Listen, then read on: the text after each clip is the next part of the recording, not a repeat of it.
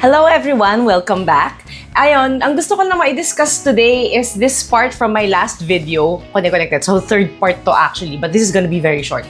So, yung last question ni sender is, for an emergency fund, is it better to have it in multiple banks for liquidity or in a high-interest digital bank? Yan. So, OP asked about separation of accounts. Though this topic is not about emergency, yung principle niya basically is the same. But we're talking about sinking funds. As I discussed last time, sinking funds is yung mga pinag-preparean mo na incidents or events in the future na gagamitin mo yung funds na yun. Iba pa siya sa emergency funds. Again, emergency funds are for those things that do not expect.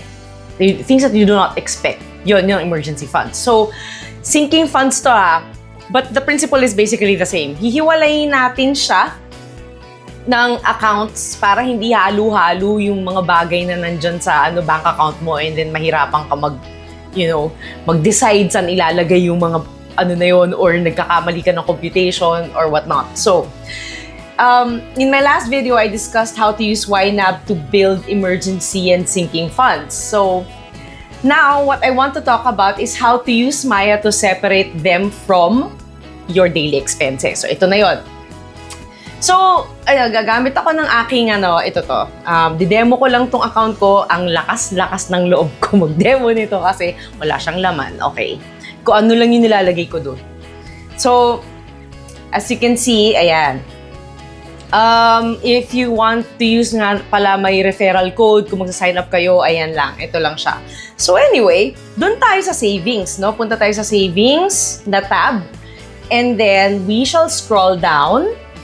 Punta tayo sa personal goals. Kasi yung time deposit, isang bultuhang isang bultuhang bagsakan lang yan. So, create tayo ng bagong personal goal. As you can see, I already have one for a future trip. Okay, so create tayo ng bagong personal goal. Pwede ka mag-earn up to like 8% na kung 100,000 lalagay mo dyan isang bagsakan. So, kuha mo tayong icon, pili tayong icon, and then we shall name it Bacolod 2026. Kung hari lang Ano lang naman to? Hypothetical. So, select a due date. Yan, select tayo ng due date. And then, kuwari November 30. And then, goal amount. Since kita nyo naman, walang lamang kanina. 3,000 na lang tayo, kunwari. Kunwari, ganun yung pamasahin, no? So, yun. Continue lang. Just click. Pagka na-decide mo na kung magkano at saka hanggang kailan. And then, you're all set. Now, we need to find out saan kukunin yung pera na yun. Okay, so yun. Decide tayo. My wallet or my savings? Obviously, hindi naman pwede sa my wallet dahil 20 lang yun. May savings tayo. Lagay ako ng sample lang, 500 pesos. Ayan. And then continue. Okay? Yan. O, di ba? Buo na. Mag-i-SMS yan na nagawa ka na ng personal goal. Okay. Next. Okay na. We're all set. So, actually, ang gusto ko sa method na to, it keeps me disciplined. Meaning, pag pumasok yung sweldo ko, ang unang-una kong pinaglalagyan kasi niyan, dalawang bagay. Yung isa yung emergency funds, and then I forget that it exists. So, mag-work lang ako within the budget na matira outside of na set aside ko. Okay? Yung emergency funds, and then, ito, yung personal goals. So, again, isa-set aside ko yung pera na yon para sa personal goals ko, and then, kakalimutan ko na nag-i-exist silang dalawa. Yun yung maganda dito, kasi although hindi ko naman target actually yung niya, kasi liit-liit lang naman ang interest niya, may tax pa. Ang ganda nung habit na nag-set aside ka ng money.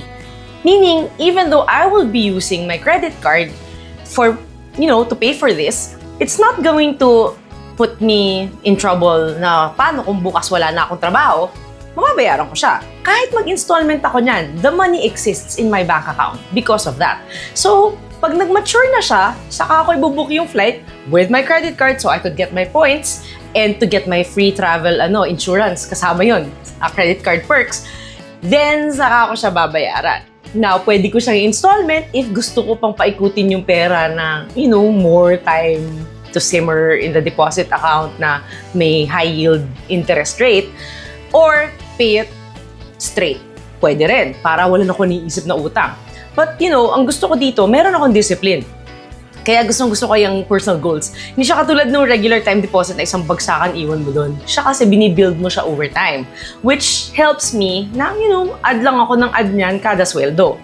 Yun. So, ang ko nito, ang gusto ko sa kanya, pwede kang mag-set ng multiple goals. So, pwedeng emergency funds, although may penalty yan pag maaga mong withdraw dahil nagka-emergency ka, but it's really good for sinking funds management. Meaning, lahat ng pagpaplanuhan mong expenses for the entire year, pwedeng isa-isahin mo yan.